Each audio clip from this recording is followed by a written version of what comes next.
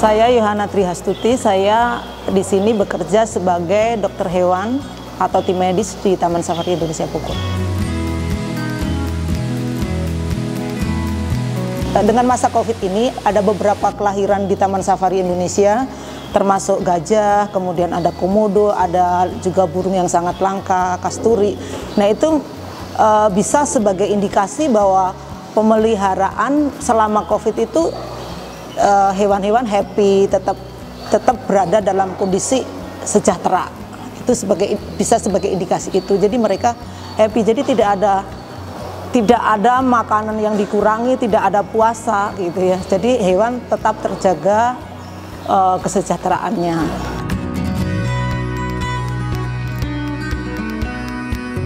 Diberi nama COVID memang karena lahirnya di masa yang ada pandemi COVID ini, jadi ini sebagai kenangan gitu, karena COVID ini ya kita nggak akan berharap akan ada lagi kan, jadi nanti satu masa kita bisa mengingat, oh di masa ini kita pernah ada gajah lahir yang kita nama COVID gitu. Kebetulan dia kan jantan, kita sepakat kalau jantan akan dinamai COVID, kalau betina dinamai Corona begitu.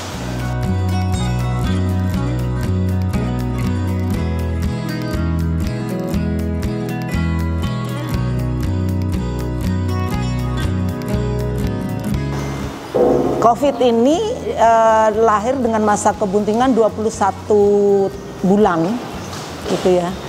Induknya itu bernama Nina, dulu berasal dari Riau, umurnya sekitar 40, kita bilang sekitar karena estimasi itu 46 tahun.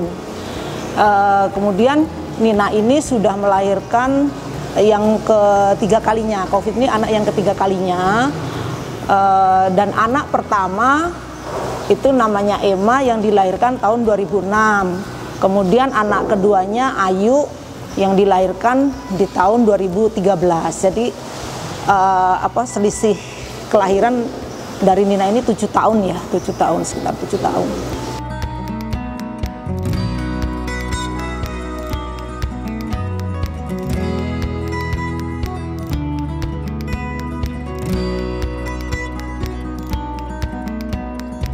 Dia lahir tanggal 28 April, jadi sekitar 2 minggu ya, sekitar 2 minggu.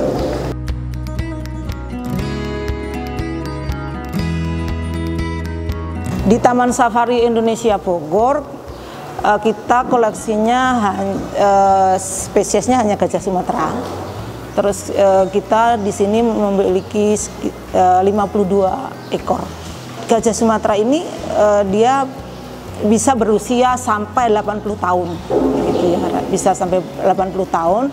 Terus kemudian dia di sini, COVID ini di sini karena ini memang kandang melahirkan nyas COVID gitu.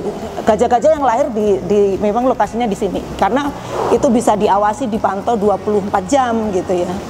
Nah, tapi nanti kalau sudah dia bisa mulai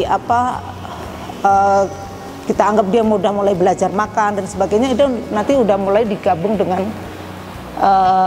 hewan-hewan lain di exhibit gitu. Tapi selama masih dipantau dan masih benar-benar masa sapehnya kan bisa sampai 3 tahun gitu. Jadi dia dengan induknya terus sampai 3 tahun. Tapi nanti kalau dia digabung dengan kelompok lain baru sampai 1 tahun baru digabung dengan kelompok lainnya gitu.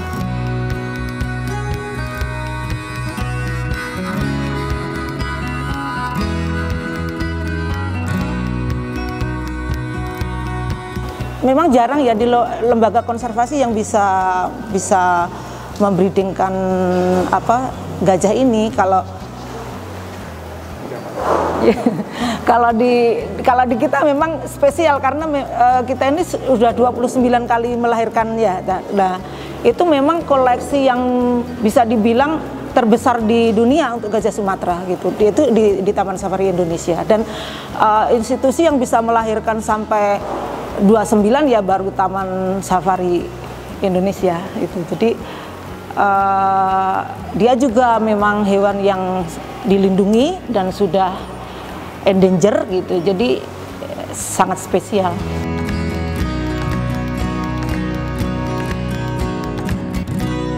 Indukan kita yang saya nggak hafal persis betul ya berapa, tapi sekitar ada 13. Kalau nanti mau lihat itu kita punya itu family tree yang kita pasang di sana Mas, itu ada family. Jadi si kodir pejantannya kita punya 3, pejantan kita punya 3. Nah pejantan ini nanti dikawinkan punya pasangan dengan beberapa betina itu. Si kodir dengan siapa, si David dengan siapa begitu.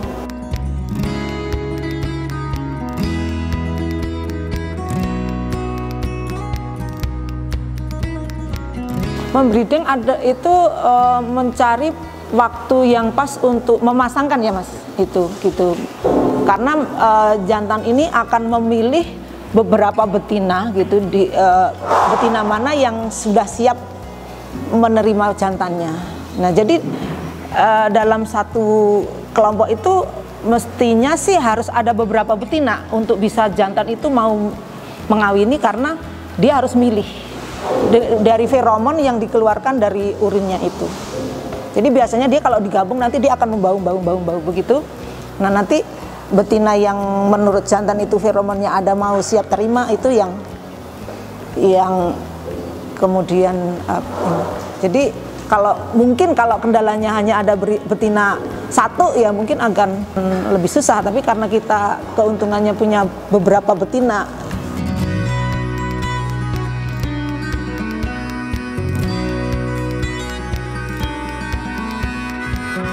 Semua kelahiran yang di sini alami, tapi kita tetap ada riset gitu ya untuk seperti cek sperma, kemudian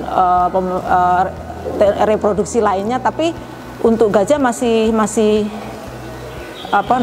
secara alami, belum ada bantuan teknologi lainnya. Makanya kita di sini kan ada kandang melahirkan, harus diobservasi 24 jam sehingga kita ada CCTV. Itu kipernya piket, karena pada saat dia lahirkan itu kadang-kadang si anak itu diseliputi oleh plasenta. Nah kalau dia nggak segera dibantu, itu bisa nutup pernapasannya. Jadi pada saat prot begitu ya, ada kipernya yang bantu buka gitu. COVID ini dipantau di sini sudah sejak di kandang melahirkan ini sudah sejak sebulan yang lalu, karena harus dipantau untuk pada saat melahirkan dibantu oleh kiper untuk membuka plasentanya tersebut, untuk menutupi menutupi hidungnya. Jadi dia lahir jam 2.25 dini hari ya.